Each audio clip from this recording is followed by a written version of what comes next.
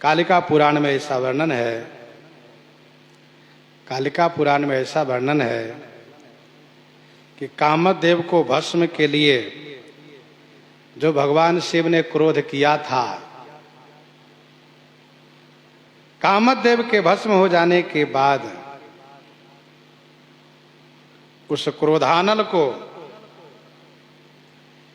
घोड़ी के रूप में अश्विनी के रूप में समुद्र में रखा गया। समुद्र में रखा गया।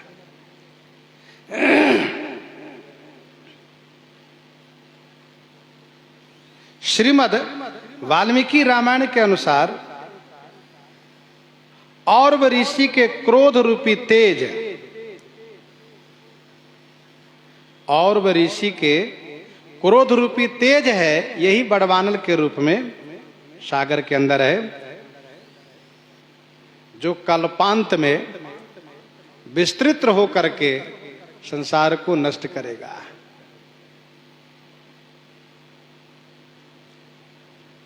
तो यह जो बड़वानल है समुद्र के भीतर, कालिका पुराण के अनुसार भगवान शिव के क्रोध है। श्रीमद् वाल्मीकि रामायण के अनुसार और ऋषि का क्रोध रूपी तेज है। पद्म पुराण सृष्टि खंड, पद्म पुराण सृष्टि खंड पुष्कर महात्मा में लिखा है, देवताओं की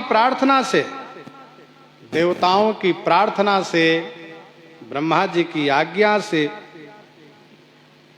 भगवान विष्णु के जो हाथ में स्वर्ण घट में रखे हुए बड़वानल थे, भगवान विष्णु के हाथ में स्वर्ण घट में रखे हुए जो बड़वानल थे, उसको श्री सरस्वती जी ने समुद्र में पधरा दिया है। वही बड़वानल है।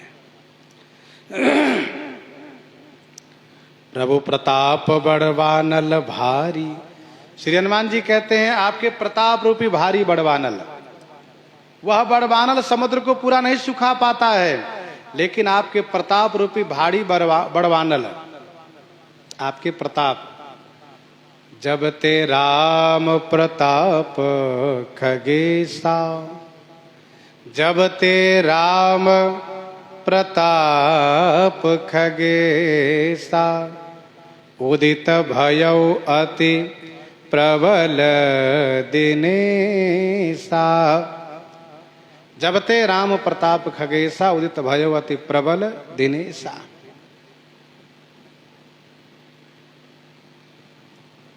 उदित भयउ अति प्रबल दिनेसा। उत्तरकांड में इस प्रताप का वर्णन है। पूरी प्रकाश रहे त्यों लोका, बहुत न सुख बहुत न मन शोका। यह प्रताप रवि जाके उरा, जब करई प्रकाश, पछले बाढ़ प्रथम जे कहे ते पावहि नाश।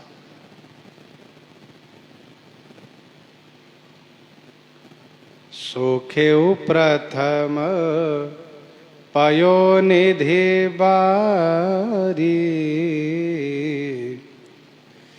तब रिपुनारी रुदन जल धारा, भरऊ बहोरी भयउ तेहि खारा। तब रिपुनारी रुदन जल धारा, भरऊ बहोरी भयउ तेहि खारा। तब रिपुनारी रुदन जलधारा, तब आपके, रिपु माने शत्रु की, नारी के रुदन की जलधारा से, आपके शत्रु की नारी के रुदन की जलधारा से यह सागर फिर से भर गया। भरऊ बहोरी भयउ तेहि खारा, ते इसीलिए खारा हो गया। नहीं तो पहले ये पयोनिधि के नाम से विख्यात था सागर, और इसका जल पेय के समान, दूध के समान मीठा सुस्वादिष्ट था। परंतु आपके प्रताप रूपी भारी बड़वानल ने इसको सुखा दिया।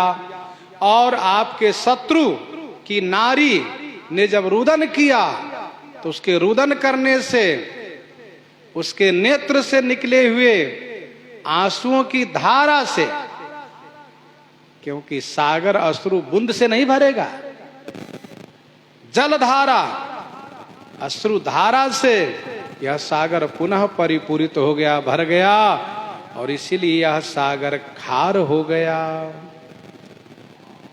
भरे हो बहोरी भयो ते ही खारा। ध्यान दीजिएगा, श्री जामवंत जी महाराज ब्रह्मा जी के अवतार हैं,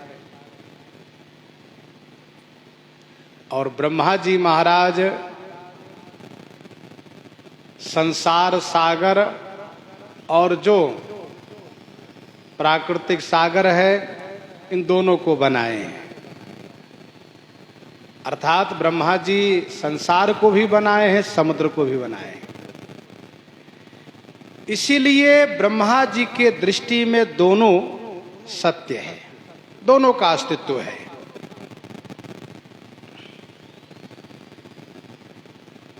ब्रह्मा जी ने, श्री जामवंत जी ने यह नहीं कहा कि भव सागर कुछ है, सियारा में सागर कुछ है ही नहीं। श्री जामवंत जी ने यह नहीं कहा कि यह सागर कुछ है ही नहीं। उन्होंने ये कहा इस सागर से पार होने के लिए आपका नाम पुल है, और ये सागर, इसको पार होने में कोई देरी नहीं होगी। जब बड़े बड़े सागर, भव सागर से जीव आपके नाम रूपी पुल से पार हो जा रहा है, तो इस सागर से आपका भक्त जो वानर है कैसे नहीं पार होंगे? बड़ी आसानी से पार हो जाएंगे। नाम लेत भव संत सुखाए। तो उन्होंने सागर को, संसार को, दोनों को कहा ये है, सत्य है। बंदो विधि पद रेणु भव सागर जही किन जान। लेकिन श्री हनुमान जी महाराज ने सागर के अस्तित्व को ही नकार दिया। उन्होंने ये कहा कि इसको तो पहले ही सुखा दिया आपके प्रताप रूपी बड़वानल ने। आपकी शत्रु की नारी के रुदन जलधारा से भर गया, इसलिए खार हो गया है। तो श्री हनुमान जी श्री शंकर जी के अवतार हैं। श्री शंकर जी ज्ञानी हैं, और ज्ञानी के दृष्टि में संसार का अस्तित्व कुछ है ही नहीं स्वतंत्र रूप से। ज्ञानी के दृष्टि में संसार का अस्तित्व स्वतंत्र रूप में कुछ नहीं है।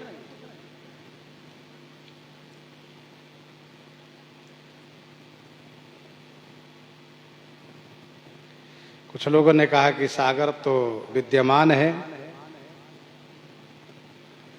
तो श्री हनुमान जी ने यह झूठ क्यों कहा कि सागर तो सूख गया है? भाई सागर तो देखा जा रहा है। फिर श्री हनुमान जी ने कैसे कहा कि सूख गया है? इसका समाधान यह है कि श्री हनुमान जी महाराज ने सागर के साथ वैसा ही व्यवहार किया है जैसे कि सूखी भूमि के साथ लोग व्यवहार कहते हैं। हनुमान जी ने सागर को सूखावत मानकर ही व्यवहार किया है। हनुमान बाहों के 3 में गोस्वामी जी ने लिखा, जासु बल विपुल जल भरित, जासु बल विपुल जल भरित जग जलधि झूरो, जासु बल विपुल जल भरित जग जलधि झूरो। जग जलधि झूरो माने सूख गया है, सूखा हुआ है।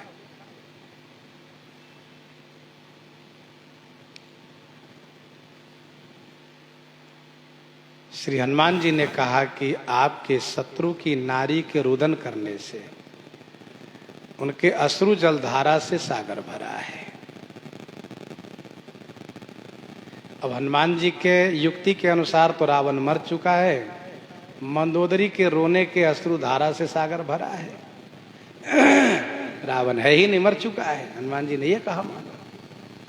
जामवंत जी ने कहा सागर पार होना कोई बड़ी बात नहीं है। हनुमान जी ने कहा सागर कुछ है नहीं, रावण मर चुका है, कुछ है ही नहीं।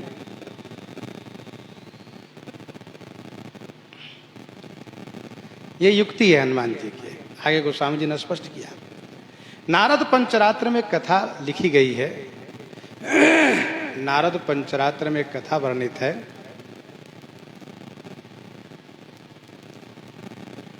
भगवान में और अग्नि में युद्ध हुआ।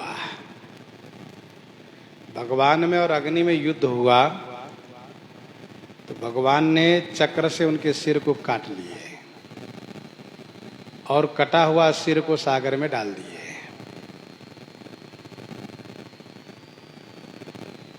उस सिर ने सागर के सभी पानी को सुखा लिया, सागर सूख गया।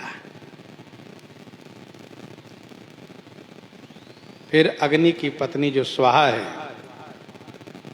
उन्होंने इतना रुदन किया, इतना रुदन किया, उनके आंखों से अश्रु की धारा ऐसी चली कि सागर फिर से भर गया, इसलिए खार हो गया। ऐसा नारद पंचरात्र में वर्णन है।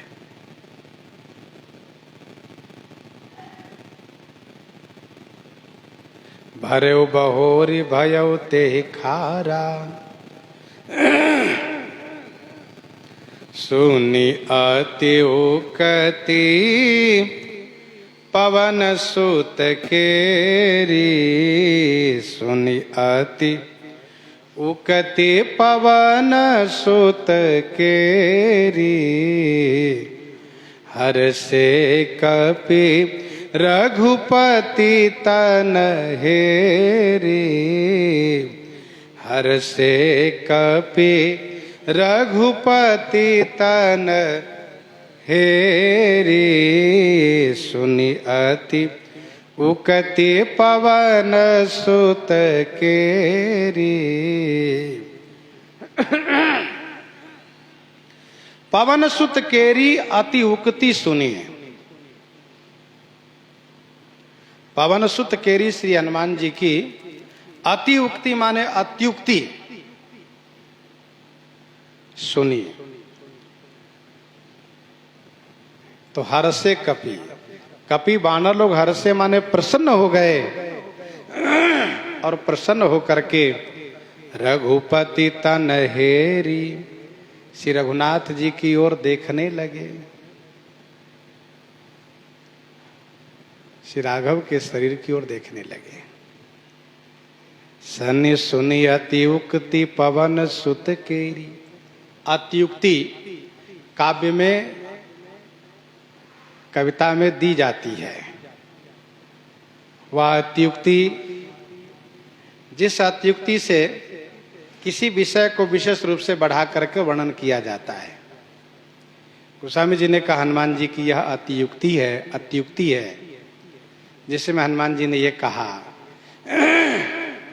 एक बात और ध्यान दीजिएगा, संसार के जीवों के संदर्भ में अत्युक्ति भले ही हो, पर परमात्मा के संदर्भ में, भगवान के संदर्भ में अत्युक्ति नहीं होती है।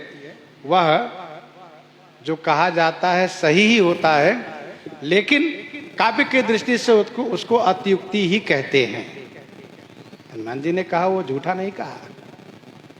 आपने भी सुना भी नारद पंचरात्रि कथा से। सुनि अति उक्ति पवन सुत केरी, हर्षे कपि रघुपति तन हेरी। श्री रघुनाथ जी की ओर सब बानर श्री राम जी की ओर देख करके प्रसन्न हो गए। श्री राम जी की ओर देख करके प्रसन्न हो गए। पार होना कोई बड़ी बात नहीं है। श्री जामवंत जी ने भी कहा कि यह लघु जलधि तरत कति बारा, फिर चिंता किस बात की है। श्री राम जी के प्रताप को सुन करके श्री राम जी की ओर देख रहे हैं। हर्षे कपि रघुपति तन हेरी। जामवंत बोले दो भाई, नल नील ही सब कथा सुनाई। नल नील ही सब कथा सुनाई, जामवंत बोले दो भाई। जामवंत बोले दो भाई, नल नील ही सब कथा सुनाए। श्री जामवंत जी ने दोनों भाई को बुला लिए। कौन दोनों भाई? नल नील। और बुलाकर के नल नील ही सब कथा सुनाई। नल और नील को श्री जामवंत जी ने सब कथा सुनाई। जामवंत बोले दो भाई, नल नील ही सब कथा सुनाई।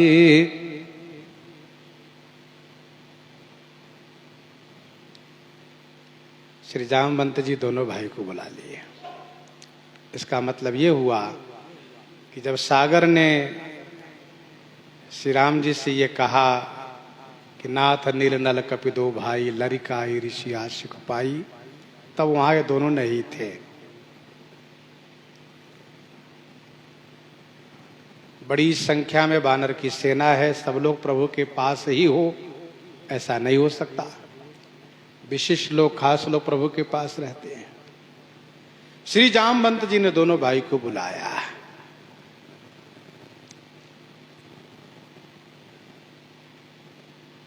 नल विश्वकर्मा जी के पुत्र हैं। उन्होंने खुद कहा है कि मुझे पिताजी का वरदान है, मैं सब कला में निपुण हूं। नील अग्नि का पुत्र है, ऐसा श्रीमद् वाल्मीकि रामायण में वर्णन है। टीकाकारों ने कहा कि संभव है कि नाल नील इन दोनों के माता एक ही है, इसलिए दोनों भाई है, पिता दो हैं। नल के पिता विश्वकर्मा है, नील के अग्नि है। जामवंत बोले दो भाई, नल नील ही सब कथा सुनाए। श्री जामवंत जी ने दोनों भाई को बुलाया और कहा, सुनो, आप दोनों को बाल्य अवस्था में ऋषि दिए थे श्राप, लेकिन वह हो गया आशीर्वाद। तुम दोनों संत महात्मा के, ऋषि मुनि के शालिग्राम भगवान को उठाकर जल में डाल देते थे ना। कहा ऋषि तुमको श्राप दिए कि जिस पाषाण को तुम छुओगे वह डूबेगा नहीं। इस बात को सागर ने श्री राम जी से कहा है। इसलिए तुम दोनों पाषाण को, शिला को, पहाड़ को स्पर्श करोगे और वह सागर पर तैरेगा, सागर में डूबेगा नहीं, और इसी क्रम से पुल बनेगा। राम प्रताप सुमिरे मन माही, करहु से तो प्रयास कछु नाही, करहु से तो प्रयास कछु नाही। राम प्रताप सुमिरि मन माही, मन माही राम प्रताप सुमिरी। मन में श्री राम जी के प्रताप को सुमिरी माने स्मरण करो। मन में श्री राम जी के प्रताप को आप लोग स्मरण कीजिए और करहु सेतु, पुल बनाना प्रारंभ कीजिए। प्रयास कछु नाही, कछु माने कुछ भी प्रयास नहीं, प्रयास माने परिश्रम नहीं होगा।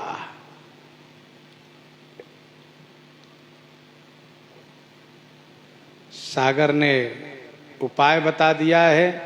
विभीषण जी ने जो पहले ही कहा था, प्रभु तुम्हारे कुल गुरु जलधि कहें उपाय, विचारी बिनु प्रयास सागर तरही, वही हुआ। श्री राम जी के प्रताप को मन में स्मरण करो आप, और फिर सेतु कार्य प्रारंभ करो। कोई श्रम नहीं होगा। आप ये मत सोचो कि इतना बड़ा पर्वत हम कैसे उठाएंगे, कैसे छुएंगे। आप केवल स्पर्श करना है। दोनों को पहले श्री जामवंत जी तैयार किए। इसके बाद श्री जामवंत जी महाराज वानरी सेना के एक दल को बुलाए और बड़ी विनम्रता पूर्वक श्री जामवंत जी इनको कहते हैं कि आप सब एक खेल कीजिए, कौतुक कीजिए। इधर से दौड़ते हुए जाइए और उधर से जो पर्वत और वृक्ष मिले उठाकर ले आइए। श्री जामवंत जी की आज्ञा को सब सिरोधार्य करते हैं, अपने अपने कार्य में तत्पर हो जाते हैं। प्रसंग को हम आप यहीं पर आज हृदयंगम करते हैं। आइए श्रवण करते हैं श्री भक्तमाल जी से।